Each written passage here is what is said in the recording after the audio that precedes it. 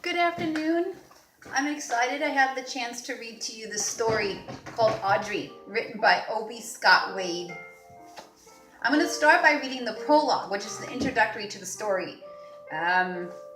It'll give us some information, like where is it going to take place, the characters that will be in the story. So here we go. Well, first I want to show you this illustration. Do you see it? The girl in the nest.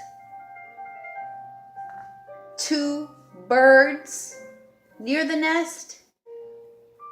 I'm looking closer at them, and because I have knowledge on some birds, I know these are hawks.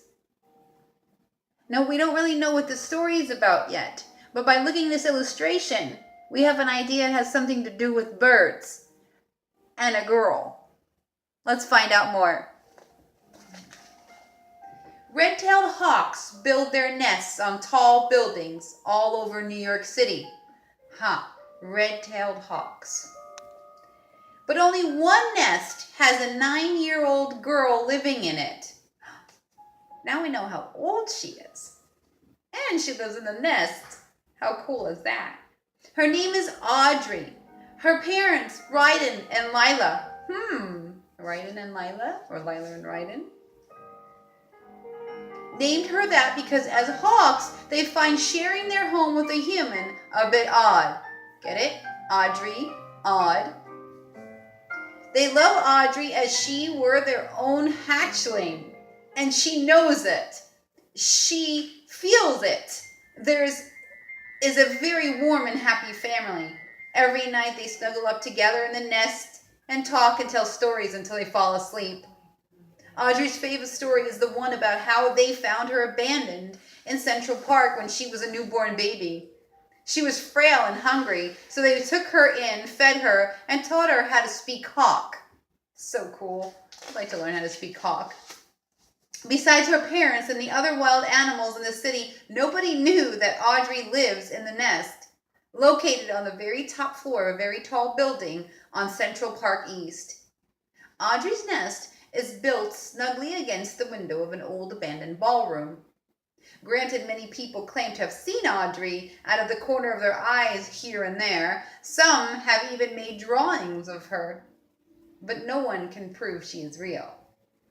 Because of that, Oddry has become a world-famous urban legend called Bird Girl. It isn't a very fancy name, but she likes it. She is tickled by the fact that people everywhere talk about her, especially since she isn't even allowed to talk to them. Oddry has chatted with many wild animals throughout Central Park over the years, but she has never once spoken to another human. Secretly, she wants to do more than anything. She wants to do so more than anything, but she's never told her parents that. They forbid it, and she obeys. They don't trust humans at all, except for Oddry. Ryden and Lila strongly believe that if humans discover Oddry, she will be taken away and they will lose her forever. Just the mere thought of that causes them to molt with worry, and Oddry hates that. Little does Oddry know that she is about to meet her first human. Ooh, how exciting. So that's the end of the prologue, and then we will begin chapter 1. First, though, we came across the word molt. M-O-L-T.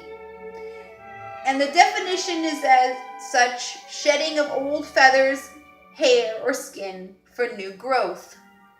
And what I'm wondering, and what I would like you to ask yourself, I'm not wondering, I know the answer to this, but I would like you to take a minute and think about what we're talking about, what kind of animal we're referring to, and what we would be shedding.